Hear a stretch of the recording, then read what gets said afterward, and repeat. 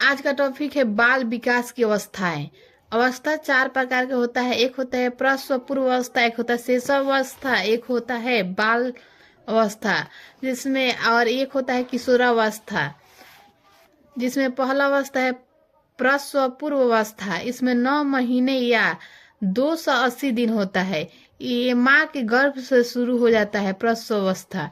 शेषावस्था यह जन्म से 5 वर्ष या जन्म से 2 वर्ष ये होता है। इसको एग्जाम के व्यू जिस तरह देख लीजिएगा। और इस अवस्था को शिशु पूर्ण रूप से माता पिता पर निर्भर होता है। यानी शेषावस्था में जो बच्चा होता है ना, वो पूर्ण रूप से माता पिता पर निर्भर रहता है। उसका व्यवहार मूल प्रवृत्ति पर आधारित होता है। उसका व्यवहार जो होता है वो मूल प्रवृत्ति का होता है। वो जिज्ञासा बच्चा होता है और आत्म प्रेम की भावना यानी खुद से प्रेम ज्यादा करता है। इसे खिलौने की वायु कहा गया है, जिसमें बच्चा जो होता है ना खिलौने से ज्यादा खेलता है, इसलिए शैशवावस्था को खिलौने की वायु कहा गया है।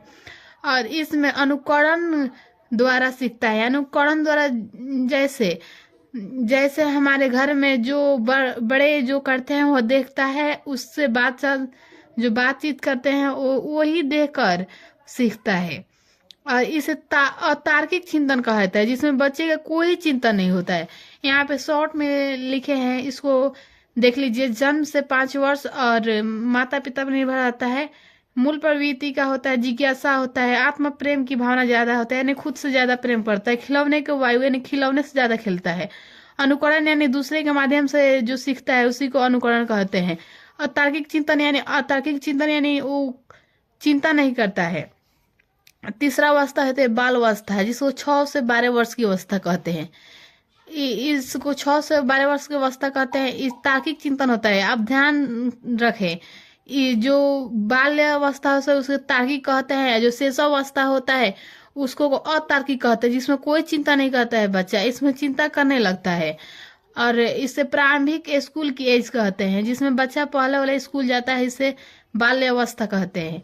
गंदी अवस्था यानी जो बच्चा होता है वो गंदी गंदी कामें करने लगता है, जैसे गंदा कपड़ा कर लेता है, नाली में कूद देता है, ऐसे ये गंदी अवस्था, इसलिए इस एज को गंदी अवस्था कहते हैं। इस एज में बच्चा गंदा वाला काम करता है। स्मृति की अवस्थाएं ये कहते हैं। खेलों की अवस्था है, तो आप ध्यान में रखिए कि बाल अवस्था को खेलों की अवस्था कहा जाता है। और जो शेषावस्था है इसको खिलौने की वायु कहा जाता है।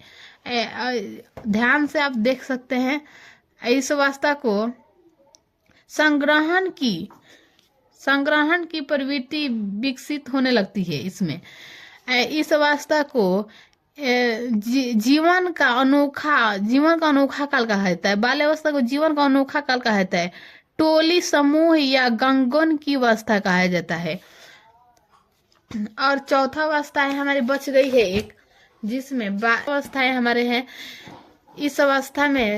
इस अवस्था किशोरावस्था को 12 से 18 वर्ष की अवस्था को किशोरावस्था कहते हैं। जीवन का सबसे कठिन काल होता है जो किशोरावस्था होता है। संघर्ष, तनाव और आंधी तूफान उलझन की अवस्था होता है किशोरावस्था। इस अवस्था में विषम लिंगी आकर्षक होते हैं, जिसमें बच्चा मतलब एक दूसरे से आकर्षित होते हैं। और इस अवस्था को स्वर्ण काल यानी गोल्डन एज कहा गया है। इसमें अपने भविष्य को कैसे बनाना है इसकी गोल्डन एज कहा जाता है। इसे वीर पूजा की अवस्था कहा जाता है। अमूर्त चिंतन की अवस्था कहा जाता है। इस अवस्था हमारी खत्म हो चुकी है। अगर आप लोग को अच्छा लगा होगा वीडियो तो प्लीज आप लाइक और सब्सक्राइब करें और चैनल से जुड़े रहें। आप लोगों के लिए डेली डालेंगे। और सीटेट में निश्चित है कि यहाँ से दो निश्चित है कि यहाँ से क्वेश्चन पूछता है। तो आप सब जुड़े रहें। Thank you, bye.